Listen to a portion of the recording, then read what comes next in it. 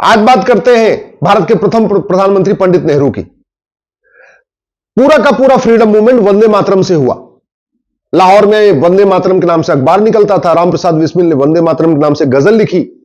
हमारे जितने freedom fighter थे, जब भी उनको लाठियां पड़ती थी, वो वंदे मातरम, भारत माता की जय बोलते थे। वंदे मातरम के नाम से गीत लिखा गया। जब संविधान बन रहा था, सबने कहा कि वंदे मातरम हमारा राष्ट्रगान होना चाहिए, लेकिन नेहरू जी ने विरोध किया और जन गण मन को उन्होंने राष्ट्रगान घोषित करवा दिया।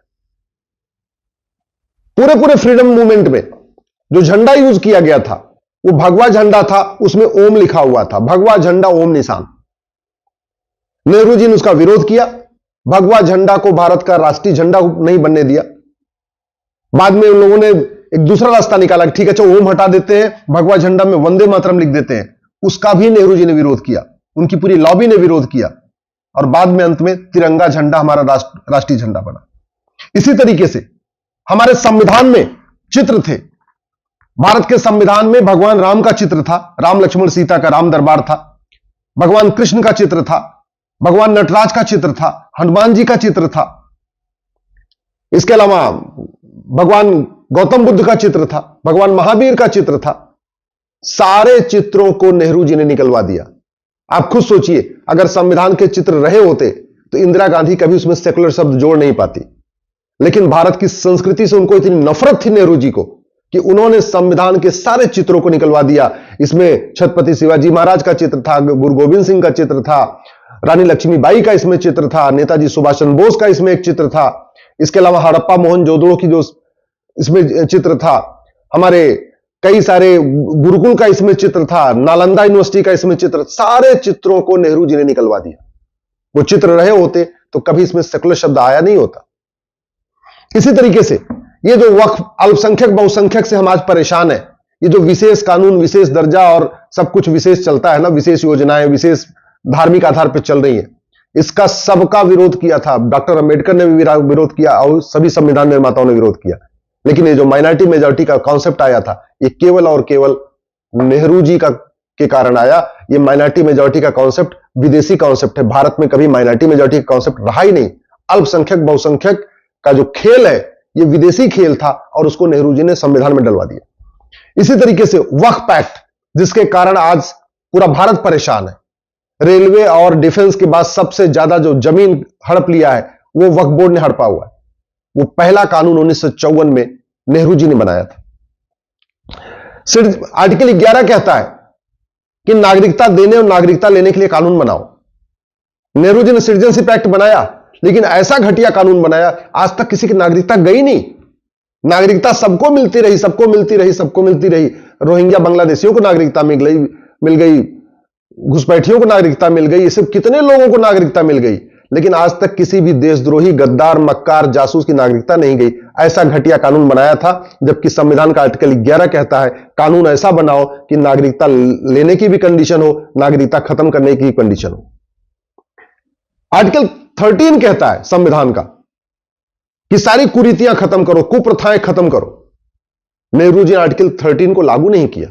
उनको एक बार संसद में खड़े होकर कहना था कि आज के बाद आर्टिकल 13 के अनुसार सभी कुरीतियां, कुप्रथाएं खत्म, तलाके हसन, तलाके अहसन, तलाके बाइन, तलाके किनाया खत्म, निकाह हलाला, निकाह मुताह, निकाह मिस्यार खत्म। लेकिन उन्होंने ऐसा नहीं किया। जो भारत की कुरीतियां थी उनके खिलाफ कानून बना, छुआछूत के खिलाफ कानून बना, सती प्रथा के खिलाफ कानून बना। लेकिन जो मुगलों की कुरीतियां थी, जो विदेशी वाली कुरीतियां थी, उनके खिलाफ नेहरू जी ने कभी एक आवाज नहीं उठाई। भारत की कुरीतियों खत्म करने के लिए कानून बनाया, विदेशी कुरीतियों खत्म करने के लिए कभी उन्होंने कोई एक भी प्रयास नहीं किया। इसी तरीके से संविधान कहता है कि हम एक सोवरेन राष्ट्र हैं। सोवरेन का मतलब संप्रभु राष्ट्र है। संप्रभु का मतलब अब गुलामी का कानून नहीं चलेगा, सारा हमारा खुद का अपना नियम कानून होगा। नेहरू जी ने ना 1872 का क्रिश्चियन मैरिज एक्ट के खिलाफ कुछ आवाज उठाई, ना 1936 के पारसी मैरिज एक्ट को बदलने का प्रयास किया, ना 1937 के शरीयत एक्ट को बदलने के प्रयास किया। आज तक गुलामी के ही कानून से पूरा देश चलता रहा। मैं धन्यवाद दूंगा मोदी जी को कि उन्होंने पिछले 10 साल के अंदर 1500 कानूनों को खत्म किया है। और मैं आशा करता हूं कि आने वाले टाइम में जो 200-225 कानून बचे हैं वो भी खत्म हो जाएंगे। लेकिन नेहरू जी ने कभी भी न गुलामी का नाम बदलने का प्रयास किया, बाबर, हुमायूं, तुगलक, गजनी, गोरी के नाम पे जो सड़कें चल रही हैं, ना गुलामी का निशान खत्म करने का प्रयास किया। अयोध्या में गुलामी का निशान, मथुरा में गुलामी का निशान, भद्रकाली, भोजशाला, अटाला, ऐसे पूरे देश में हमारे जो मठ मंदिरों के ऊपर अवैध कब्जा हो रखा था, जो गुलामी की निशानी है, उसको कभी भी उन्होंने खत्म करने का प्रयास नहीं किया। कभी हमारे मठ मंदिरों को रिस्टोर करने का प्रयास नहीं किया। गुलामी की शिक्षा व्यवस्था, इसको नेहरू जी ने आगे बढ़ाया। मुगलों ने मदरसा प्रमोट किया, अंग्रेजों ने मिशनरी स्कूल प्रमोट किया, लेकिन नेहरू जी ने कभी भी मदरसा और मिशनरी स्कूल को बंद करने का प्रयास नहीं किया, कभी गुरुकुल को प्रमोट नहीं किया।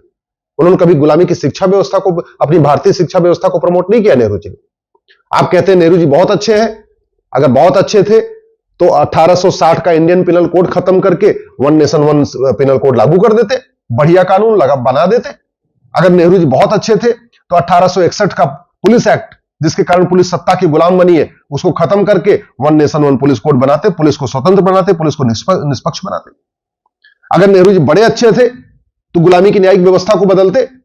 ये जो आज भी चल रहा है, माइलाड चल रहा है, और उसके अलावा सारा ड्रेस भी गुलामी वाला, वही काला गाउन, वही काली कोट, वही सारे शब्द, वही सारे कानून। आज 5 करोड़ मुकदमे, सिर्फ 5 करोड़ परिवार परेशान है। अगर नेहरू जी ने उस समय गुलामी की न्यायिक व्यवस्था को बदल दिया होता, भारतीय न्यायिक व्यवस्था को लागू किया होता, भारत की जो पहले की न्यायिक व्यवस्था थी, चंद्रगुप्त के टाइम तक थी वो, तो आज इतने मुकदमे नहीं होते। और याद रखिए, कश्मीर में जो नरसंहार हुआ है, जो हिंदुओं का पलायन हुआ है, जो वहां हजारों लोग मारे गए हैं, उसका रूट काज है आर्टिकल 370 और आर्टिकल 35A। और आर्टिकल 370, आर्टिकल 35A किसने वहां पे लागू किया था? नेहरू जी ने। इसलिए मैं कहता हूं, कश्मीर में नरसंहार के जिम्मेदार नेहरू हैं, कश्मीर में आतंकवाद के जिम्मेदार नेहरू हैं। आप देख लीजिए, जब से 370 खत्म हुआ, 35A खत्म हुआ, किस तरीके से कश्मीर का विकास हो रहा है। हमें यूएन की परमानेंट मेंबरशिप मिल रही थी, नेहरू ने चाइना को दिलवा दिया। आज हम यूएन की परमानेंट मेंबरशिप के लिए पूरी दुनिया में कितना हमें प्रयास करना पड़ रहा है, और उस समय बैठे बैठे मिल रही थी, लेकिन नेहरू जी ने नहीं लिया, चाइना को दिलवा दिया। चाइना के साथ युद्ध में क्या हुआ सबको पता है। पाकिस्तान के साथ उन्होंने कितना क्या काम किया, चाइना, उस पर कहने की जरूरत ही नहीं है। और एक बात और मैं बताता हूं आपको, नियम कानून कितने इंपॉर्टेंट होते हैं। एक आर्टिकल 370 ने कश्मीर को बर्बाद किया था। हमने एक कानून खत्म किया, कश्मीर बढ़िया खुशहाल हो गया। ऐसे ही जब सारे के सारे घटिया कानून खत्म होंगे तो आप सोच लीजिए भारत कहां होगा। कानून बड़ा पावरफुल होता है। इसलिए मैं कहता हूं, अब की बार 400 पार करिए, इस कांग्रेस की जमानत जब्त करिए, कांग्रेस को सिंगल डिजिट में ले आइए, इसको 9 सीट से कम होनी चाहिए। कांग्रेस ने बहुत बर्बाद किया है देश को, भारत की संस्कृति को, भारत की परंपरा को बर्बाद किया है। इन्होंने केवल और केवल विदेशी कुरीतियों को बढ़ाया, विदेशी शिक्षा व्यवस्था को बढ़ाया, विदेशी चिकित्सा को बढ़ाया। आपको पता है कि जो एलोपैथ है इसको प्रमोट करने और आयुर्वेद को खत्म करने के लिए 1955 में नेहरू जी ने एक ड्रग एक्ट बनाया था। और वो कानून ऐसा है कि जो महर्षि चरक ने दवाइयां बताई, महर्षि सुश्रुत ने दवाइयां बताई, या महर्षि शारंगधर, महर्षि भावप्रकाश, महर्षि वाग्भट, अगर आप उसका इलाज करने का क्लेम करते हैं तो आपको लीगल नोटिस आ जाएगी। भारत में डॉक्टर का मतलब एमबीबीएस डॉक्टर, बेचारा जो आयुर्वेद का डॉक्टर हो तो सेकंड क्लास डॉक्टर माना जाता है। यह व्यवस्था क्यों चलती रही? अंग्रेजों ने 1940 में कानून बनाया था, नेहरू जी ने कॉपी पेस्ट मार के उसको 1955 में आगे बढ़ा दिया। तो नेहरू जी ने, आप ध्यान से अगर देखेंगे, भारत और भारत की संस्कृति को मजबूत करने की बजाय विदेशी संस्कृति को मजबूत किया, विदेशी परंपरा को मजबूत किया, विदेशी कुरीतियों को मजबूत किया। इसलिए मैं आपसे निवेदन करता हूं, दल गुलामी छोड़िए, पार्टियों की गुलामी छोड़िए, अब की बार 400 पार करिए। और 400 पार करेंगे तो गुलामी का नाम खत्म होगा, गुलामी का निशान खत्म होगा, गुलामी की परंपरा खत्म होगी, गुलामी की कुरीतियां खत्म होगी, गुलामी की पुलिस व्यवस्था बदलेगी, गुलामी की शिक्षा व्यवस्था बदलेगी, गुलामी की न्याय व्यवस्था बदलेगी, गुलामी की चिकित्सा व्यवस्था बदलेगी, गुलामी की प्रशासनिक व्यवस्था बदलेगी। इसलिए अब की बार 400 पार जरूर करिए।